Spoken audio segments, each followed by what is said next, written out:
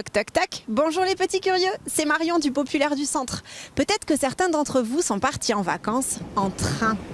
Et si vous avez pris votre départ à la gare de Limoges, peut-être que vous avez pris le temps de lever le nez. Parce que c'est important de lever le nez avant de prendre un train à Limoges.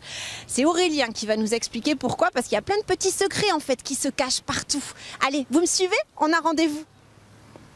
Bonjour les petits curieux, moi je m'appelle Aurélien, je suis un des guides de l'office de tourisme. Alors tu peux me retrouver sur plein d'endroits différents, ça peut être des souterrains, ça peut être des cathédrales, des églises, sur un canoë.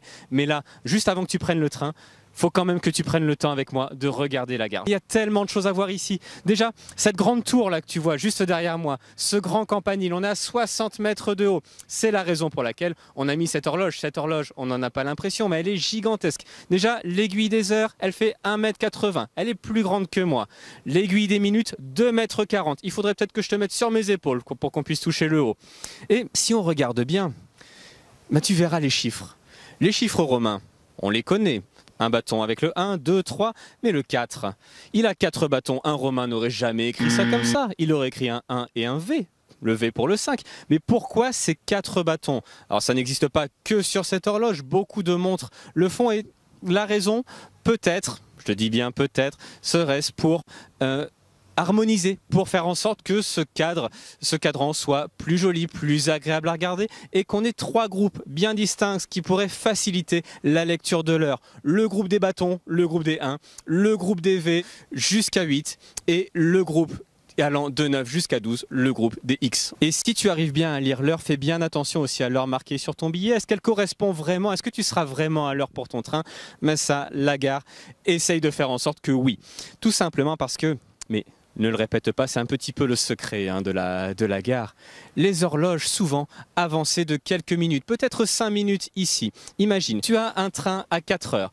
Tu regardes ta montre, elle te dit 4 heures moins le quart. Tu te dis, j'ai le temps. Mais par acquis de conscience quand même, regarde le campanile. Il te dit 4 heures moins 5. Tu es en retard et ta première réaction, ce sera quoi? Mais ce sera de courir évidemment.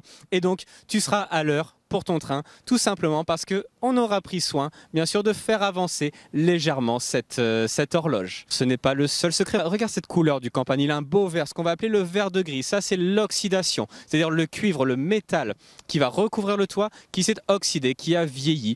Si on regarde bien, le dôme de la gare, lui aussi, est en cuivre, mais n'a pas la même couleur.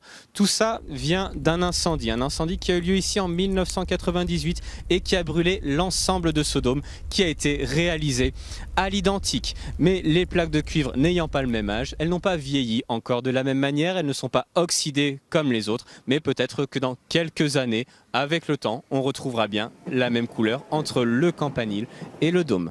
Un autre secret sur la gare, tu savais peut-être que tu ne le sais pas, mais des escargots grimpent sur la gare, des escargots préhistoriques. Si tu vas du côté du pavillon des départs, de l'autre côté de la gare, tu verras dans la pierre des fossiles. Cette gare, elle est réalisée en calcaire. Le calcaire, c'est une roche qui provient des fonds sableux, du fond des océans préhistoriques. Donc on va y retrouver parfois des petits fossiles, des empreintes de coquillages. Et donc c'est le cas sur la gare. Même si tu ne vois pas la plage, les coquillages sont bien là. L'ammonite, c'est un espèce de gros escargot qui vivait dans les océans il y a bien longtemps, des millions d'années. Et tu le verras aussi entouré d'une multitude d'autres petits coquillages qui pourront presque te donner l'impression d'être déjà en vacances, d'être déjà à la plage. Mais ça, c'est seulement un des petits secrets que je peux te dire. J'ai pas trop le temps, peut-être que tu as un train à prendre. Alors j'espère qu'on se reverra sur cette visite, peut-être sur d'autres. En attendant, je vous dis à bientôt les petits curieux.